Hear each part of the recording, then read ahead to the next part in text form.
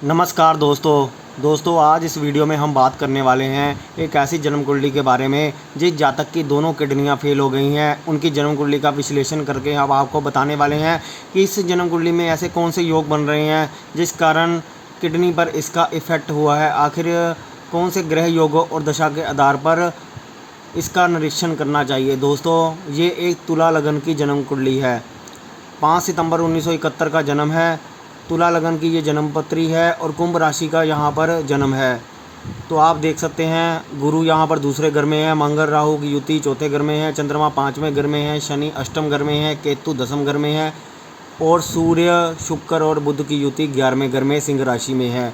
तो यहाँ पर आप देख सकते हैं, यहाँ पर किडनी के लिए जो मुख्यतः देखा जाता है दोस्तों, सबसे पहले जो किडनी का कारक ग्रह होता है वो शुक्र होता है। किडनी को जो फिल्टर करता है वह बुध करता है और किडनी में जो रुकावट डालता है वो केतु होता है। तो 3 ग्रह मुख्य भूमिका में होते हैं। शुक्र जितना ज़्यादा कमज़ोर होगा तो ये समस्या होने के चांसेस उतने ज़्यादा बढ़ेंगे। तो यहाँ पर लग्नेश और अष्टमेश होकर जो शुक्र है वो एकादश घर में है। शुक्र 20 डिग्री का है, सूर्य 18 डिग्री का है। यानी यहाँ पर जो शुक्र है वो अस्त है, वो सूर्य के काफ़ी करीब है। यहाँ पर शुक्र जो है अस्त है और चंद्रमा से सप्तम भाव में बैठा हुआ है। तो तुला राशि या सप्तम भाव कहीं ना कहीं इन्वॉल्व होता है या शुक्र इन्वॉल्व होता है, तब भी किडनी की समस्या आने की संभावना बढ़ती है। तो यहाँ से चंद्र कुंडली से सप्तम घर में शुक्र बैठा है और शुक्र यहाँ पर शत्रु ग्रहों द्वारा भी पीड़ित है। मैंने जैसे पहले बताया कि शुक्र के 3 शत्रु होते हैं, सूर्य, चंद्रमा और केतु के द्वारा सबसे ज़्यादा वो पीड़ित रहता है। तो चंद्रमा शुक्र को देख रहा है, सूर्य के साथ बैठा हुआ है, शुक्र से द्वादश घर में केतु बैठा हुआ है। यहाँ पर केतु जो है वो चंद्रमा की राशि में है, इसलिए चंद्रमा की अधिष्ठायी राशि का स्वामी यहाँ पर केतु बनता है। और केतु को छठे घर का स्वामी बृहस्पति भी देख रहा है, जिस कारण केतु में भी पाप करने की क्षमता यहाँ पर बढ़ जाती है, रोग देने की क्षमता भी है। तो शुक्र के पिछले घर में भी उसका मित्र ग्रह नहीं है और उसको चंद्रमा और सूर्य के द्वारा यहाँ पर पाप प्रभाव बढ़ रहा है। क्योंकि यहाँ पर अगर हम डिग्री वाइज देखें तो सूर्य की डिग्री 18 है, चंद्रमा की 19 है, शुक्र की 20 है। यानी जो शुक्र है वो सूर्य चंद्रमा को क्रॉस करके ही यहाँ पर आगे पहुँचा है। तो शुक्र यहाँ पर काफ़ी वीक है। और षटबल में देखें दोस्तों तो शुक्र इस षटबल में सबसे ज़्यादा कमज़ोर है। जहाँ पर जो आप ग्राफ देख रहे हैं 0.88, तो सबसे ज़्यादा कमज़ोर षटबल में शुक्र ही दिखाई दे रहा है, जिस कारण हम कह सकते हैं कि शुक्र यहाँ पर बहुत वीक है। और बुध की महादशा चल रही थी, बुध की महादशा का प्रभाव है, बुध फिल्टर करता है किडनी को, बुध यहाँ पर वक्री भी है। तो बुध के प्रभाव से यहाँ पर हम कह सकते हैं कि उसमें केतु का प्रभाव भी मिश्रित हो गया, क्योंकि बुध जब वक्री होता है तो वो केतु से भी संबंध बनाता है। बुध का चंद्र और केतु से संबंध बनना भी कहीं ना कहीं किडनी में रुकावट का काम करता है। यहाँ पर आपको एक बात समझनी होती कि जलीय राशि पर जब बुरा प्रभाव पड़ता है तब भी ये स्थिति बनती है, क्योंकि केतु यहाँ पर जल तत्व राशि में बैठा है और सर्प दृश कोण में है। क्योंकि कर्क राशि में यहाँ पर केतु 20.55 डिग्री का है, तो हम यहाँ पर जो केतु है वो सर्प दृश कोण में रहेगा। तो इस कारण जो वाटर एलिमेंट है वो दूषित हो जाता है। जब शरीर में वाटर तत्व की खराबी होती है या कम होता है तो इंसान में एक तो या तो पथरी बनने की संभावना बढ़ जाती है या फिर किडनी सही तरीके से काम नहीं करती, फंक्शन नहीं करती। तो ऐसे में जो केतु का यहाँ पर बुरा प्रभाव कहीं ना कहीं देखने को मिलता है। तो केतु के द्वारा हम यहाँ पर कह सकते हैं केतु की दृष्टि रोग भाव पर भी है, रोग भाव के स्वामी द्वारा दृष्टि भी है। तो और केतु का एक महत्वपूर्ण संबंध बना है, क्योंकि शुक्र को भी उसने काफ़ी हद तक कमज़ोर कर दिया है। तो यहाँ पर महत्वपूर्ण भूमिका केतु ने भी निभाई है कहीं ना कहीं। अब केतु को शनि भी देख रहा है अष्टम भाव से, तो केतु के अंदर जो इंटेंसिटी है वो बुरी है, वो रोग देने में सक्षम है यहाँ पर।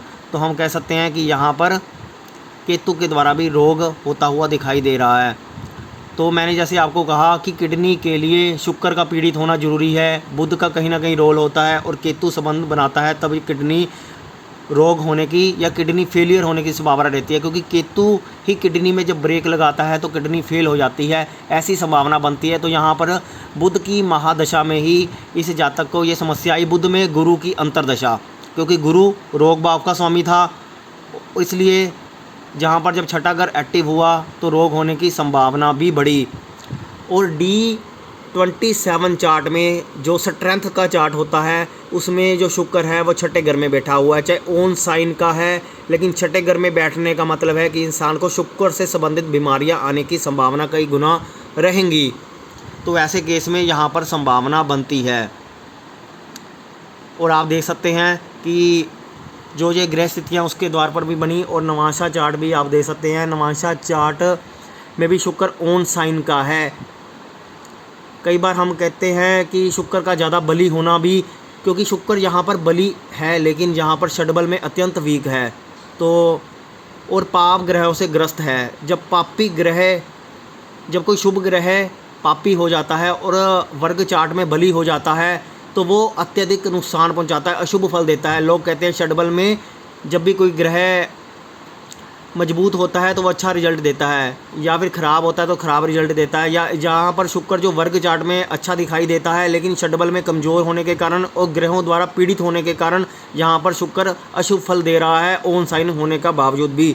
तो इस कुंडली में मैं यही दिखाना चाहता था कि किडनी के लिए मुख्य तौर पर शुक्र ग्रह जिम्मेदार होता है। उसके साथ जो सहायक भूमिका निभाते हैं वो बुध और केतु भी निभाते हैं। और जल तत्व राशि जब पीड़ित हो जाती है तो ऐसे इंसान को किडनी से संबंधित दिक्कत होने की संभावना बढ़ जाती है। और चंद्र कुंडली से भी यहाँ पर ज़रूर देखना चाहिए, क्योंकि कई बार लगन कुंडली की अपेक्षा चंद्र कुंडली भी काम कर जाती है। दोनों लगनों को मिलाकर रिजल्ट हम ले सकते हैं। चंद्रमा से सप्तम घर में, तो यहाँ पर सप्तम घर भी इन्फेक्ट हुआ तो सप्तम घर के प्रभाव के कारण किडनी रोग होने की संभावना यहाँ पर बनती है। तो इस प्रकार से ये जातक अगर शुक्र के उपाय करे और बुध और केतु के भी कहीं ना कहीं कुछ उपाय या शांति करे तो ऐसे में कुछ रिलीफ मिलने की संभावना यहाँ पर बनेगी।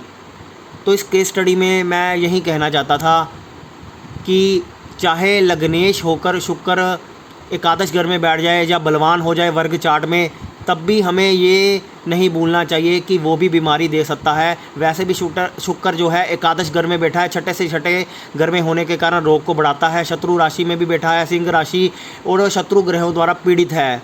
तो ऐसे में एकादश घर में भी बैठकर वो उतना लाभ नहीं दे पा रहा जितना जातक को मिलना चाहिए। और षडबल में आपको मैंने दिखा दिया है कि अत्यंत कमज़ोर है और शुभ ग्रहों के प्रभाव के कारण अशुभ फल ज़्यादा दे रहा है।